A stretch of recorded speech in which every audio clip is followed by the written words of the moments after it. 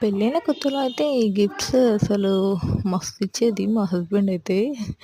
ఇప్పుడైతే అసలు గిఫ్ట్ కాదు కదా! ఏమన్నా ఇస్తలేరు. ఆ గిఫ్ట్స్‌లో ఇదొక గిఫ్ట్. బావుందా? అందరికి నచ్చిందా ఇది? సూపర్ ఉంది కదా! అసలు స్పెషల్‌గా నాకైతే ఇది అన్నిటికన్నా ఈ గిఫ్ట్ చాలా ఇష్టం.